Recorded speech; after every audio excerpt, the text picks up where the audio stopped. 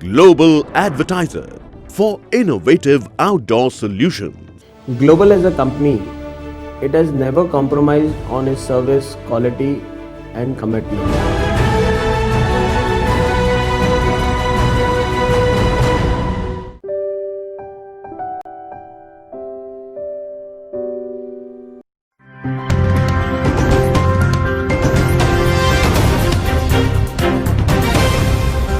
जय हिंद साथियों, दिल्ली से मैं अलका लांबा।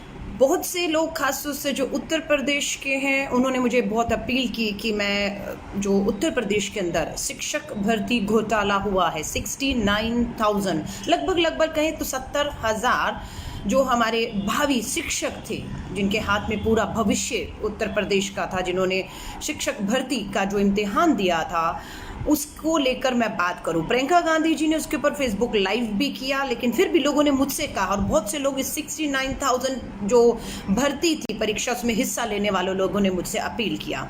मैं सिर्फ आपसे ये कहना चाहती हूँ, ये तो मात्र एक उदाहरण है, मैं आपको ये बता रही हूँ। हाल पूरे देश में लगभग आपको ऐसा ही दिखेगा, लेकिन उत्तर प्रदेश एक जीता जागता ताज़ा उदाहरण है हमारे सामने। पहले तो इस देश के अंदर रिक्तियां जो खाली पद पड़े हुए हैं उनके लिए कोई वैकेंसी सरकार निकालती नहीं है, वो खाली पड़े रहेंगे, लोग बेरोजगार रहेंगे। पहली लड़ाई तो ये होती है कि सरकार पे दबाव बनाएं, जो रिक्तियां हैं जो खाली पद पड़े हुए हैं सरकारी विभागों में उसको आप जारी करिए। नंबर 1 लड़ाई होती है तो लड़कर कई बार हम जीत जाते हैं कि अपना जो खाली रिक्तियां हैं सरकार में उसके लिए आप उसको खोलते हैं, ठीक है। अब क्या होता है, रिक्तियां खुल गई, लोग अप्लाई कर लेते हैं। अप्लाई करने के बाद बहुत समय तक कुछ सूचना नहीं मिलती कि रिक्ति निकली थी, हमने अप्लाई किया है, क्या हुआ, सालों निकल जाते हैं। चलिए अब कॉल भी आ गया तो एक परीक्षा पे आपको बैठना है, आप परीक्षा में बैठ जाते हैं, बहुत खुशी परीक्षा में बैठ गए। अब आप 1 साल इंतजार करते हैं कि भाई हमने परीक्षा दी थी, उसका रिजल्ट कब आएगा। किसी को 6, किसी को 8, किसी को साल हो जाता है, जो एग्जाम दिया है, परीक्षा दी, उसके परिणाम ही नहीं आएंगे। चलिए 1 साल के बाद परिणाम तो आए, परिणाम आ गए तो अब जो लोग पास कर गए हैं उम्मीद की जाती है कि इन पास किए हुए लोगों को अब सरकारी भर्ती मिल जाएगी। लेकिन पता लगता है पास करने के बाद जो भर्ती का लेटर है वो नहीं मिल रहा। अब वो धक्के पे धक्का खा रहे हैं कि वैकेंसी निकली, अप्लाई किया, इम्तिहान हुआ, इम्तिहान दे दिया, रिजल्ट आ गया, रिजल्ट के बाद अब नौकरी मिलनी चाहिए, लेकिन अब वो नौकरी के लिए भी धक्के खाते हैं। और इतने समय में ही आपको ये पता लगता है, इतने लंबे संघर्ष और इंतजार के बाद, कि एक बहुत बड़ा घोटाला, एक बहुत बड़ा भ्रष्टाचार हो चुका है। जैसे कि योगी सरकार, उत्तर प्रदेश की भाजपा सरकार के तहत ये शिक्षक भर्ती घोटाला हुआ है। टॉपर के 150 में से नंबर बताते हैं 142 आए। जी हाँ, 150 में से 142 नंबर आते हैं और उसी टॉपर से जब पूछा जाता है देश के राष्ट्रपति का नाम बताइए, उन्हें देश के राष्ट्रपति का नाम ही नहीं पता है। लेकिन वो शिक्षक भर्ती के इम्तिहान में बैठते हैं, वो पास हो जाते हैं और पास ही नहीं होते हैं, वो फर्स्ट क्लास टॉपर होते हैं 150 में से 142 नंबर लेकर, लेकिन उन्हें देश के राष्ट्रपति का नाम भी पता नहीं होता है। ऐसी ही एक डायरी जो है पूर्व जिला पंचायत सदस्य के पास से पुलिस ने बरामद की है, जिसमें से 20 लोगों के नाम है, 3 गिरफ्तार हुए हैं। गिरफ्तार कौन हुए? वो बेचारा जो क्या था, बेरोजगार था, नौकरी की तलाश में था, इम्तिहान दिया, इन फर्जीवाड़ाओं के जो है वो संपर्क में आ जाते हैं। कोई नकल के पैसे देता है, कोई इम्तिहान में अपनी जगह किसी को बिठाने के लिए पैसे देता है, किसी तरह भी अपनी ज़मीन बेचता है और इन फर्जीवाड़ाओं के जाल में वो पूरी तरह फंस जाता है। वो तो हाथ नहीं लग रहे, हाथ कौन लगे हैं? जो 20 छात्र उन पर FIR हुई है, 3 की गिरफ्तारी हुई है, 17 को खोजा जा रहा है। लेकिन दोष क्या सिर्फ और सिर्फ इन 20 छात्रों का था या उस पूरी व्यवस्था का था जिन्होंने वो पेपर लीक करने में मदद की, जिन्होंने उनकी जगह फर्जी लोगों को बिठाया, जिन्होंने उनकी जगह इम्तिहान लिखा, या जिन्होंने उन्हें इस सब व्यवस्था में पैसे के दबाव में फर्जी लोगों को करा कर किया। अभी भी पता लगता अनामिका शुक्ला गोंडा से हैं, उन्होंने बीएड किया, टीचर के लिए अप्लाई किया, लेकिन अप्लाई करने के बाद उन्होंने मुड़कर नहीं देखा, क्योंकि उनके परिवार को ही लगा शायद कि उनके घर गृहस्थी और बच्चों की वजह से वो नौकरी नहीं करना चाहती। लेकिन जब उन्होंने अप्लाई किया तो अपने सारे जो कागज थे एजुकेशन के वो वहां जहां अप्लाई किया वहां पड़े थे। अब उन्होंने तो नौकरी नहीं ली, लेकिन दूसरे लोगों ने उन्हीं का मात्र नाम बदलते बदलते फर्जीवाड़ा करके उन्हीं उनके सर्टिफिकेट्स का इस्तेमाल करके नौकरियां पाली, यानी कि एक ही डिग्री पर पता नहीं कितने लोगों ने फर्जी, स्कूल का नाम है कस्तूरबा आवासीय बालिका विद्यालय, इसमें नौकरी पाली।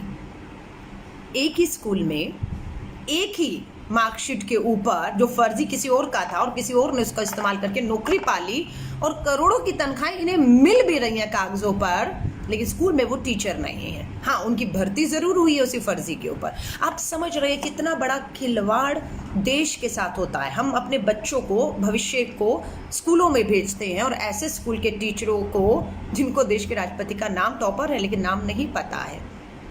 आप समझ रहे हैं कितना बड़ा धोखा हो रहा है। तो प्रियंका गांधी जी ने इस बात को उठाया।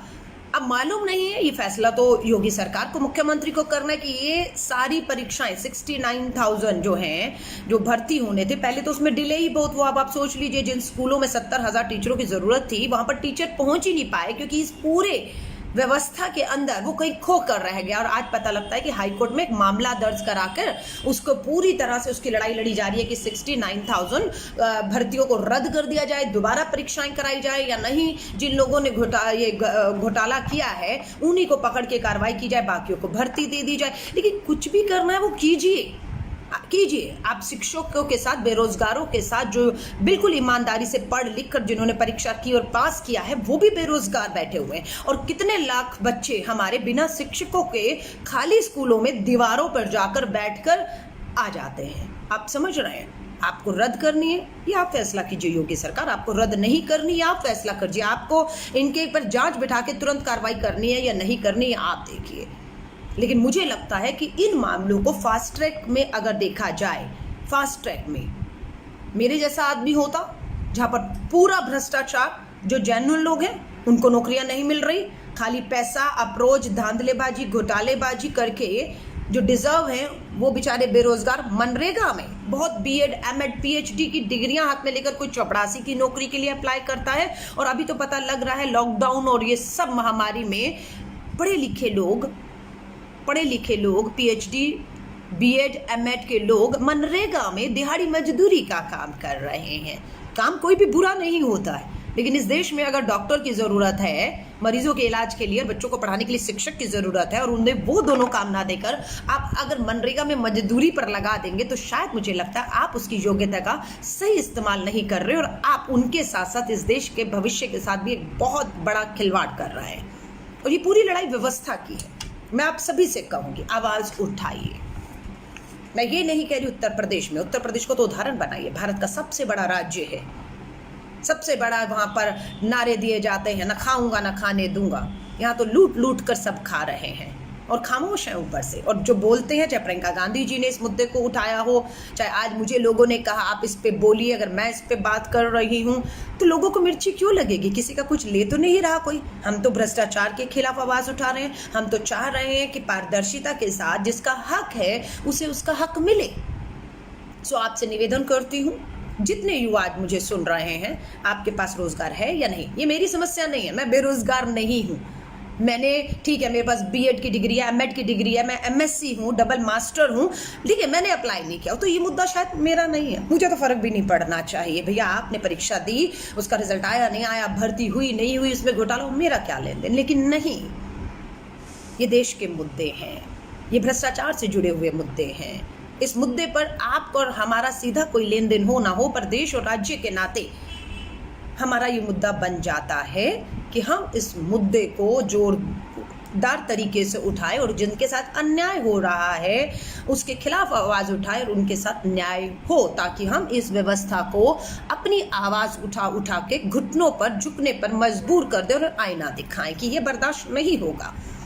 मैं आप सभी से कहूँगी, देश में कहीं पे भी हो, चाहे कांग्रेस की सरकारों में ही हो, मांग उठाइए। मैं आपके साथ खड़ी हूँ और आपकी आवाज़ को हम ज़रूर सत्ता तक, सरकार के कानों तक पहुँचाएंगे।